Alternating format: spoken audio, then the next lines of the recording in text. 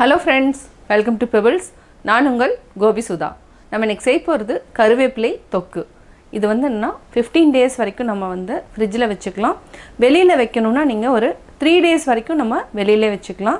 இதுக்கு வந்து கருவேப்பிலை வந்து ஒரு 3 கைப்பிடி அளவுக்கு எடுத்துக்கலாம். புளி, வரமிளகாய், பூண்டு. இதை சேர்த்து நம்ம மிக்சியில் அரைச்சிட்டு செய்ய போகிறோம். வாங்க எப்படி செய்கிறதுன்னு பார்க்கலாம். கருவேப்பிலையை நம்ம தண்ணியில் வாஷ் பண்ணி வச்சுருக்கிறோம். இப்போ வந்து தனியாக உருவிக்கலாம். நம்ம கருவேப்பிலை தொக்குக்கு ஒரு 8 வரமிளகாய் ஆட் பண்ணிட்டோம். 3 பல் பூண்டு, புளி ஒரு பெரிய நெல்லிக்காய் அளவுக்கு எடுத்துக்கலாம்.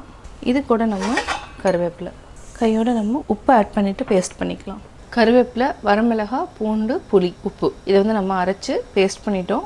இதுக்கு வந்து என்ன ஒரு 1/4 டம்ளர் அளவுக்கு தண்ணி ஊற்றி தான் அரைச்சிருக்கேன். தண்ணி ஊற்றலைன்னா அரைபடாது. இப்போ நம்ம தாளிச்சிக்கலாம். தாளித்து நல்லா எண்ணெய் மேலே வர வரைக்கும் கொதிக்க விடணும். நம்ம ஒரு இரும்பு கடாய் வச்சுக்கலாம். இதில் ஒரு 3 டேபிள் ஸ்பூன் அளவுக்கு நான் நல்லெண்ணெய் விட்டுருக்கிறேன். ஃபஸ்ட்டு கடுகு போட்டுக்கலாம்.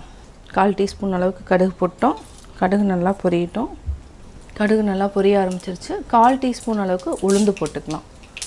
இதுக்கு நம்ம பெருங்காயம் வந்து ஒரு 1/4 டீஸ்பூன் அளவுக்கு ஆட் பண்ணிக்கலாம். கட்டி பெருங்காயமாக இருந்துச்சுன்னா கொஞ்சமாக இருந்தாலே போதும். நம்ம அரைச்சதை ஊற்றுறதுக்கு அப்படியே ரெடி பண்ணிக்கலாம். இப்போ பெருங்காயம் போட்டுக்கலாம். நல்லா தண்ணி வந்து சுண்டணும். சுண்டி எண்ணெய் வந்து நல்லா மேலே வரும். தேவையான அளவு நம்ம உப்பு ஆட் பண்ணிக்கலாம். கொஞ்சமாக ஆல்ரெடி ஆட் பண்ணிட்டோம். இன்னும் கொஞ்சம் தேவைன்னா ஆட் பண்ணிக்கலாம்.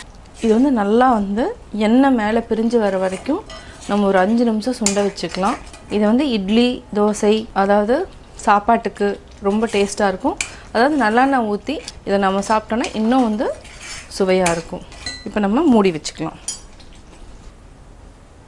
கருவேப்பிலை தொக்கு ரெடி ஆயாச்சு.